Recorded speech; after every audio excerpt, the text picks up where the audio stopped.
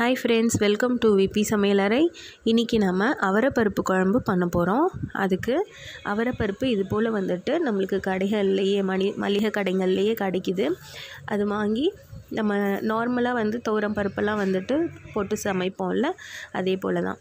நான் எடுத்து வச்சிருந்த காயை வந்துட்டு அரிஞ்சு இந்த மாதிரி வந்துட்டு அரிசி களைஞ்ச தண்ணியில் சேர்த்து நம்ம வைக்கும்போது காய் வந்து கருப்பாகாமல் இருக்கும்.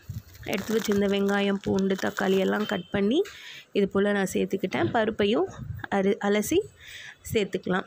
இப்போ இது எல்லாமே குழம்புக்கு தேவையான அளவுக்கு உப்பு, கல்லுப்பு சேர்த்துக்கோங்க. கொஞ்சமாக வந்துட்டு மஞ்சள் தூள் சேர்த்துக்கலாம். காரத்துக்கு தகுந்தாப்பில் மிளகாய் பொடி சேர்த்துக்கோங்க. நான் வந்து 1.5 ஸ்பூன் அளவுக்கு சேர்த்துருக்கேன். மல்லிப்பொடி வந்துட்டு 3 ஸ்பூன் சேர்த்துருக்கேன் நான்.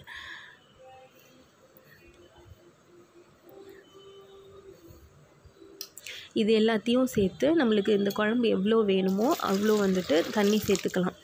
இந்த குழம்பு ரொம்ப சீக்கிரமாக செஞ்சிடலாம், டேஸ்ட்டும் சூப்பராக இருக்கும். அந்தளவுக்கு இது எல்லாத்தையும் நல்லா மிக்ஸ் பண்ணி கொடுத்து ஒரு 2 விசில் விட்டுக்கோங்க. தாளிப்புக்கு வந்துட்டு ஒரு பாத்திரத்தில் எண்ணெய் வச்சுட்டு கடுகு சேர்த்து கொஞ்சமாக பெருங்காயம் சேர்த்துக்கலாம். அதுலேயே வந்துட்டு 2 காஞ்ச மிளகாவையும் சேர்த்துக்கலாம். இது நல்லா செவந்ததும் ஒரு கொத்து கருவேப்பிலையாக கழுவி இதுலேயே சேர்த்துக்கோங்க. இதெல்லாம் வந்து நல்லா வதங்கினதும் நம்ம விசில் விட்டு எடுத்துக்கோ இல்லையா, பாருங்கள் நான் 3 விசில் விட்டுட்டேன். எனக்கு கொஞ்சம் வந்துட்டு குழஞ்சிடுச்சு. நீங்கள் 2 விசில் விட்டிங்கன்னா உங்களுக்கு தனித்தனியாக பருப்பு இருக்கும்.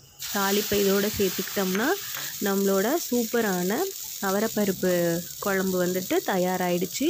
இது டிஃபனோடு சாப்பிட்றதுக்கும் நல்லாயிருக்கும், சாதத்தோடு வச்சு சாப்பிட்றதுக்கும் ரொம்பவே நல்லாயிருக்கும். கண்டிப்பாக இதை ஒரு முறை நீங்களும் செஞ்சு பாருங்கள். இந்த அவரைப்பருப்பில் சாதம் பண்ணலாம், கூட்டு பண்ணலாம், இது போல் குழம்பு பண்ணலாம், ரொம்ப நல்லாயிருக்கும்.